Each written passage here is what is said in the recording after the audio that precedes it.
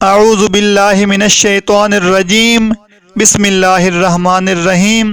السلام علیکم ناظرین، ملٹی چینل کی جانب سے میں ہوں عصمت جنجوعہ اور آج میں ایک نئی ویڈیو کے ساتھ آپ حضرات کی خدمت میں حاضر ہوں۔ ناظرین، آج کی ویڈیو میں ہم بات کریں گے کہ سب سے پہلے نماز فجر کس پیغمبر علیہ السلام نے ادا کی۔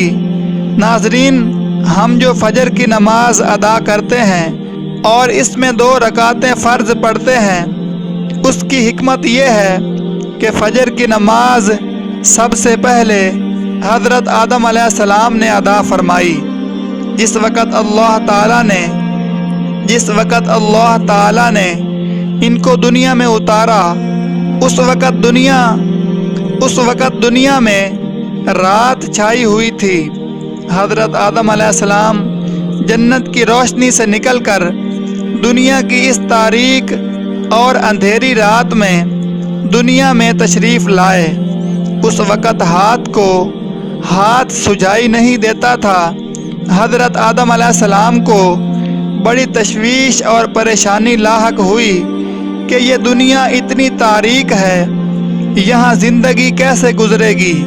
نہ کوئی چیز نظر آتی ہے، نہ جگہ سمجھ میں آتی ہے کہ کہاں ہیں اور کہاں جائیں۔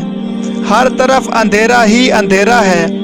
چنانچہ خوف محسوس ہونے لگا۔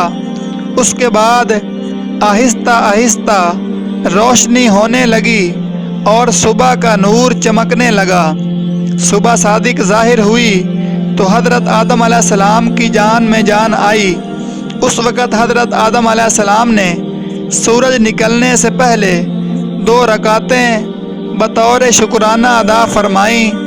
1 رکعت رات کی تاریکی جانے کے شکرانہ میں ادا فرمائی اور 1 رکعت دن کی روشنی نمودار ہونے کے شکرانے میں ادا فرمائی۔ یہ 2 رکعتیں اللہ تعالیٰ کو اتنی پسند آئیں کہ اللہ تعالیٰ نے ان کو حضور اقدس صلی اللہ علیہ وآلہ وسلم کی امت پر فرض فرما دیا۔ ناظرین، اس سے اندازہ لگائیں کہ نماز فجر کی اہمیت کتنی ہے۔ ہم چونکہ اپنے دن کا آغاز ہی نماز فجر کو ادا کر کے کرتے ہیں، اس لیے کوشش کریں کہ نماز فجر کو کبھی بھی مت چھوڑیں، کیونکہ جو شخص بھی اپنے دن کا آغاز نماز فجر کو ادا کرنے کے بعد کرتا ہے، وہ ہمیشہ کامیاب و کامران ہوتا ہے۔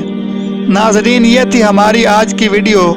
مزید ایسی ویڈیوز کے لیے ملٹی چینل کو لازمی سبسکرائب کر لیں اور ساتھ ہی گھنٹی کے نشان کو بھی ضرور پریس فرما لیں تاکہ ہماری تمام آنے والی نئی ویڈیوز سب سے پہلے آپ کو ملتی رہیں۔